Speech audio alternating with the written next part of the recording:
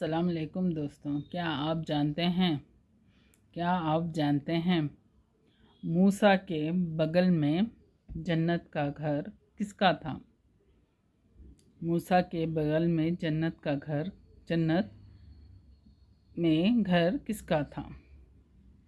मूसा ने कहा, ऐ अल्लाह, मैं तो आपने मुझे जन्नत दे दी, मेरे बगल में जो मेरे पड़ोसी हैं कौन होंगे करके।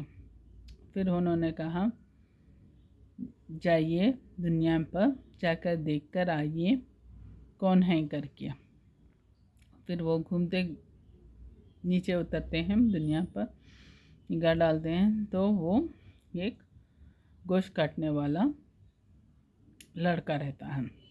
गोश्त काट कर उसकी रोज़ी रोटी, वो कुरैशी ख़ानदान से बिलोंग करता है, रोटी रिज़्क़ उसका वहीं से चलता है।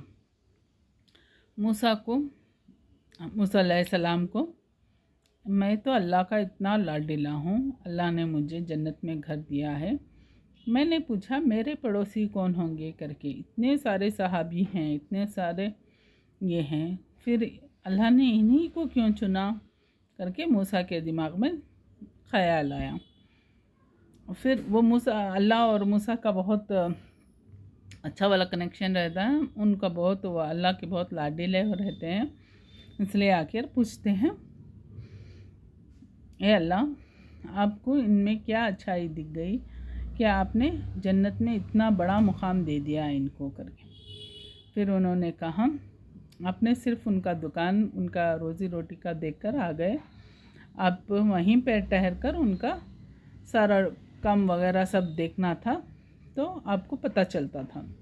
फिर मूसा को क्यूरियोसिटी हो गई, क्या है, क्यों अल्लाह ने इनको मेरे बगल में जन्नत का घर दे के है करके। फिर जाके दूसरे दिन फिर वो देखने गए तो वो सारा दिन का काम ख़त्म कर जाकर घर में जो वो गोश्त लेके जाते हैं उसमें खाना बनाकर, अपनी बूढ़ी माँ रहती है वहाँ पर, उसमें पकाकर उसको खिलाते हैं।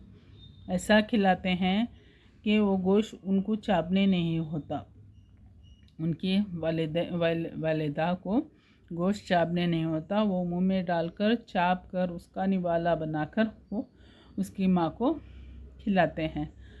तब उनके माँ साहब ने दुआ करते हैं, ऐ अल्लाह, मेरे इस बेटे को दुनिया और आखिरत जहाँ में कामयाबी अता फरमा, इतना बेहतरीन घर अता फरमा आखिरत में कि वो तेरे बगल में ही रहे, तेरे पसंदीदा लोगों के बगल में रहे करके उनके माँ ने दुआ की।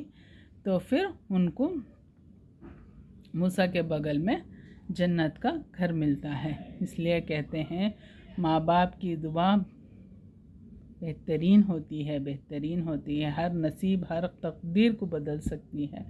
इसलिए माँ बाप की दुआ बेहतरीन होती है। एक छोटी सी स्टोरी कहा, आप लोगों को पसंद आया होगा करके सोचती हूँ। अगर पसंद आया तो प्लीज़ एक लाइक, एक शेयर ज़रूर कीजिए। जज़ाकल्लाह खैर, दुआओं में याद रखिए। अल्लाह हाफ़िज़।